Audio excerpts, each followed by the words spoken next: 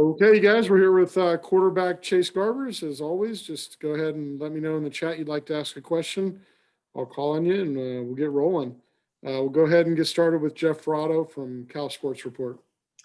Chase, good evening. How you doing? Good. How are you? I'm all right. I wonder if you could just sort of share how you think the team is feeling at this point. Obviously, this season has not gone the way you wanted, but you're so close in the past two games. I'm assuming you can sort of feel that it's right around the corner. But what's the mood like? How do you deal with a start that you didn't expect, and where can you take it from here?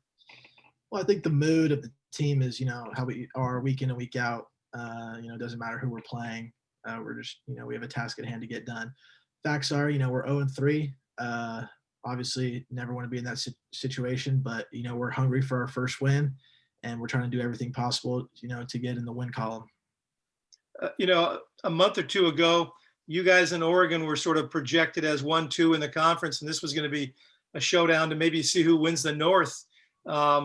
It's not looking quite like that now, but how big of a game is it for both of you, and how excited are you to play the Ducks? It's still a really big game. Obviously I missed Oregon last year due to an injury, so it's been a couple of years since I've played them, so I'm looking forward to playing them again. Big game for them also. They just came off a loss, so I think that kind of hurt their Pac-12 North chances a little bit, so they got something to prove as well. Do you expect to be getting their best as a result of that? Oh yeah, 100%. We're a couple plays away from being 2-1, and I think a lot of teams see that on film. So obviously, they're not going to treat us like we're a joke, and we're not going to treat them like they're a joke, obviously. Thanks, Chase. And we'll go to Trace Travers from Rivals. Yeah, Chase, I was wondering, from what I saw on the stat sheet, you guys, I don't think you completed a pass over 17 yards. That was the long. Was there anything that Stanford was doing in particular to kind of keep you guys from throwing over the top? Well, for one thing, they did a very good job watching the tape of what we did to Oregon State and all the deep shots we took. So I think, they did a great job scheming us up, not letting us go over the top, as you saw us do so many times against Oregon State. So, credit to their coaches and what they put together. They were going to play everything in front of them. And, we had to take what we were given completion-wise. Mm-hmm. And with Oregon, do you expect they'll try and do some of the same with – I know they've had some defensive back opt-outs that may make that a little more difficult, but have you seen them play well over the top on film so far? Yeah, I mean, they're still a talented group, minus a couple of their guys that they're missing from last year. So, not to knock on their secondary, they're still very talented in the back end. Who knows how they'll play us? They've seen a couple weeks. They've seen the Oregon State film. They've seen Stanford. They've seen UCLA. So, we really won't know until we get out there on the first snap.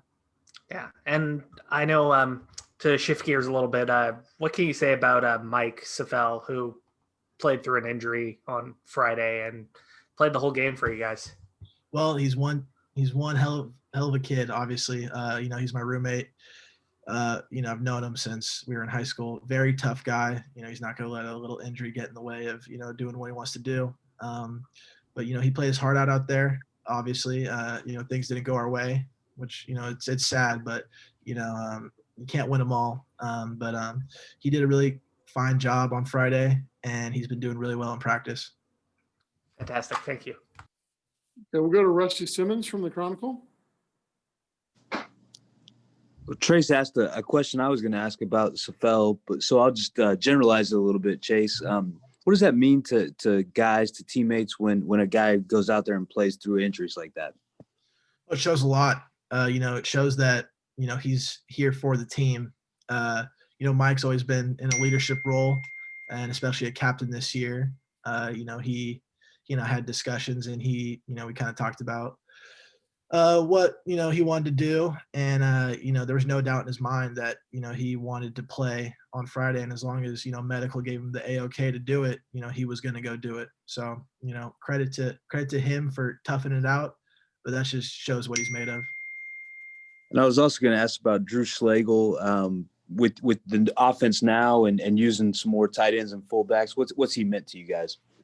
He's meant a lot. Having a grad transfer come from SEC territory where, they're used to hitting big guys and, play the fullback position. You got to bang heads a lot. Run game and, catching some balls too. I guess in his future he wants to be an alpaca farmer. Do you know anything about that? Yeah, unfortunately, I don't. Not well versed in the alpaca farming industry, but if that's what he wants to do, all for it. Thanks, Chase. Thank you. All right, David Bush from Bear Insider. Yeah, Chase, looking at Oregon's front, how do they line up, and what sort of pressures do they bring, and how do you think they'll match up against your well, assuming you can get your main offensive line back? Well, as everyone in the world knows, Oregon recruits well, so they got really talented players at every position. They got a pretty good sized front with a lot of speed, that you'll see, every down. You got a couple very good linebackers that, replaced a couple good ones last year. So, they came back stacked personnel wise, and, pressures, you're going to see your classic pressures that you see, week in and week out in college football. So, we've been going through them in practice. We know what to expect from them, and ultimately we just got to go execute it on Saturday. Okay, good. Thanks. Okay, Jasper Sundin from the Daily Cal. Hey Chase, I know 0-3 is not how anyone would want to start off their season, but what do you feel like you guys have done well so far? What's maybe one thing that stood out to you where you guys you're proud of it or you're happy with it? Well, I think, as a team, we've definitely showed we got a lot of toughness at each and every position. And the thing that stood out is, every week we get better. There's been huge jumps from week 1 to week 2, and then even from week 2 to week 3. So as long as we can keep on that path, we're going to be a very talented and special team. And then are there any players you feel like on the offensive side of the ball who have impressed you so far? Yeah, I would say the young linemen who had to, step in unannounced a couple weeks ago. I think they've done a great job, having very minimal experience, coming into college football and doing what you expect out of them and performing at a high level. I'm really impressed with that group. And then one final question. Sorry, y'all. I know Christopher Brown Jr. got back on the field, scored that touchdown, had a couple of good runs towards the end of the game. I know he's also been fighting an injury. Can you speak on his status at all? Maybe what you guys will look like? I know you don't want to talk too much about that, but yeah, Chris has had a great couple days in practice so far. He's looking real healthy, and to have him back on the field is awesome because he just lacking, having a big 6'3" back out there who literally punches everyone in the face with his stiff arm. So it's fun to have him back. Okay, Jeff Rada. Yeah, Chase, I was writing something about Damian Moore, and I'm wondering, what did you know about him when he got to Cal, and what's impressed you about the way he's played, especially this last week against Stanford? Honestly, did not know a lot about him coming into Cal. When he took his official visit, I was one of the host guys, so met him from that.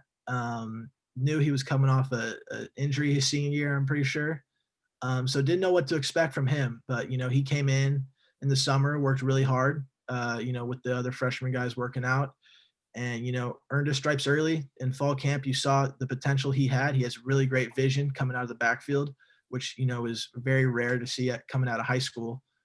So what he's done for us so far is truly amazing, and the sky's the limit with him. I think he just scratched the surface this past week against Stanford of what he can do running the ball. It seems like you've got like sort of almost 3 different kinds of backs back there with Marcel and him and Christopher Brown.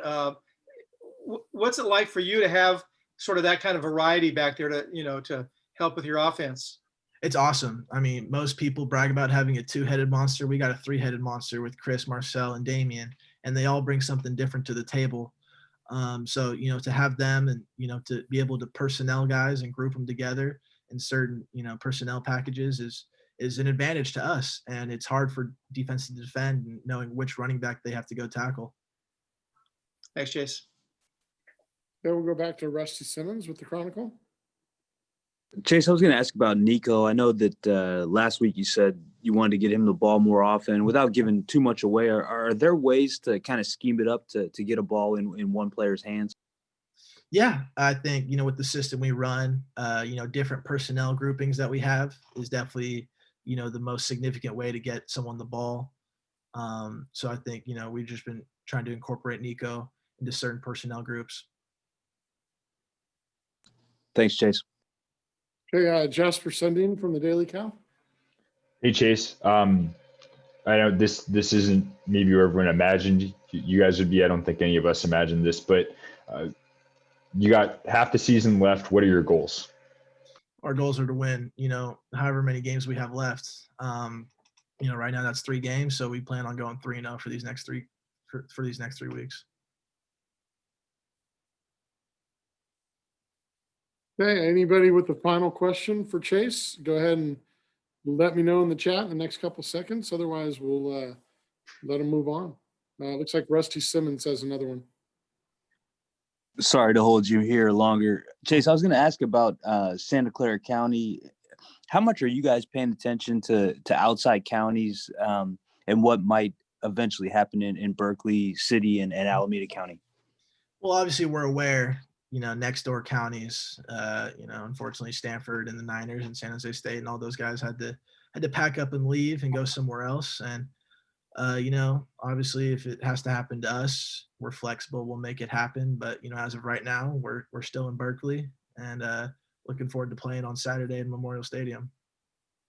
Is that something you guys talk about as players at all? Or is it, you guys have so much on your plates? Is that even something that you can chat about, devote time to at all? I mean, it's definitely like a little conversation in the back of your head that, we all got friends on other teams. So obviously hearing from some of the Stanford guys on what's going on there, you definitely kind of wonder what it would be like if it were to happen to us. But as of right now, we're still in Berkeley. We still plan on playing at Memorial on Saturday at 4:00. Right on. Thank you. Anybody else? The final question. Looks like Jeff Ferrato has one. Go ahead, Jeff. Yeah, just to piggyback off of that, Chase. So in theory, let's say that you guys had to move. Tell me where you want the team to be stationed for a week, maybe. Wherever will take us at this point.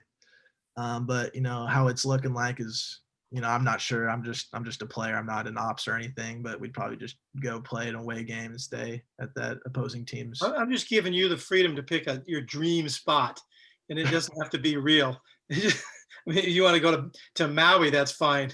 Although if they send you to Maui, they'll probably send you to Asheville, North Carolina. But yeah, if I had to pick somewhere tropical or somewhere with some warm weather for sure. With a football field. Yeah, exactly. All right. Thanks. All right. We'll stop at one hypothetical question tonight. How about that? All right. Chase, thanks for your time. Really appreciate you, man. Thank you, guys. Okay. Thanks. We'll see you. Bye-bye.